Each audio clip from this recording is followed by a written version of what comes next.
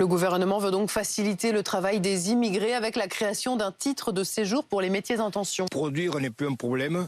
Aujourd'hui, notre gros souci, c'est la main-d'œuvre. On parle de 7 à 8 000. Donc ça sera dans ces eaux-là, quelques milliers de régularisations. Nous verrons en fonction des règles, il n'y a pas de plan caché de naturalisation. Mais ça sera fixé. Je suis demandeur, oui, parce que puisque ça fait un moment qu'il travaille, donc voilà, j'aimerais bien régulariser pour qu'il n'y ait plus de travail normal. Les chiffres en matière d'insécurité révèlent une surreprésentation d'étrangers parmi les délinquants. Nous combattons l'impunité, figurez-vous, oui, Madame Le Pen. Je vous vois sourire. Ça fait 3 ans que ce Parlement vote une augmentation sans précédent des crédits de la justice, encore 8% cette année. Et vous savez quoi? Vous avez voté contre, tous, vous avez voté contre l'augmentation des moyens de la justice. La fin de la séance des questions au gouvernement. Il y a eu cette question du député de la France Insoumise sur le sort de ces migrants donc, et l'association SOS Méditerranée. Et cette phrase qui a résonné très fort dans l'hémicycle, qu'il retourne en Afrique. Les prévisions météo indiquent une détérioration significative du climat.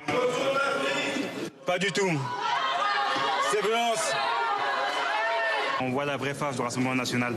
C'est honteux, c'est complètement honteux d'être envoyé à sa couleur de peau aujourd'hui. Ils ont compris que je parlais du député lui-même, ce qui était évidemment totalement faux. Gérald Darmanin écrit « Racisme d'un député à l'Assemblée nationale du FN au RN. Le nom change, mais les références hideuses et les habitudes ignobles restent. » Il est évident que ce n'était pas ad hominem mon collègue de la France Insoumise qui était visé. Et je crois savoir que mon collègue du Rassemblement national va sans doute rentrer en contact avec lui. Je ne présenterai pas des excuses pour quelque chose que je n'ai pas fait. La vidéo est très claire. On entend que c'est un propos raciste. Et même dans les modifications, vous trouvez que c'est pas raciste, c'est raciste. Vous êtes un parti de racistes. Et vous venez de montrer votre vrai visage. L'Assemblée nationale, quand vous dites quelque chose hors micro, ça peut être mal compris, mal entendu et déformé. La preuve. On a le combo ce soir. On a le combo ce soir. Je pense qu'il va y avoir une sanction, laquelle, comme il y a la question du singulier et du pluriel, je pense que ça ne sera pas une sanction extrême, mais qu'il y aura une sanction. C'est sans doute l'une des détenues les plus surveillées de France. Dabia B, la meurtrière présumée de la petite Lola, est incarcérée depuis 2 semaines à la prison de Fresnes. Sa cellule n'est ouverte qu'en présence de 3 personnes.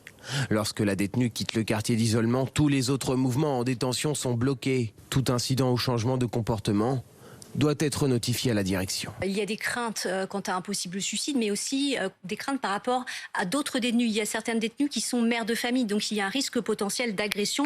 Doit-on vraiment craindre l'utilisation de l'arme nucléaire par la Russie? Nous prenons cette menace très au sérieux. On surveille cela d'aussi près que possible depuis le début. Dimitri Medvedev, l'ancien président russe, disait que si les Ukrainiens tentaient de récupérer ces territoires qui, pour lui, sont maintenant russes, ont été annexés par la Russie, l'utilisation de l'arme nucléaire pouvait se justifier. Ce risque qui peut sembler un peu fou, eh bien ne l'est pas forcément pour les Ukrainiens, puisqu'ils nous disent oui, ça peut sembler un scénario fou, mais en fait, Vladimir Poutine est assez fou pour réaliser ce geste.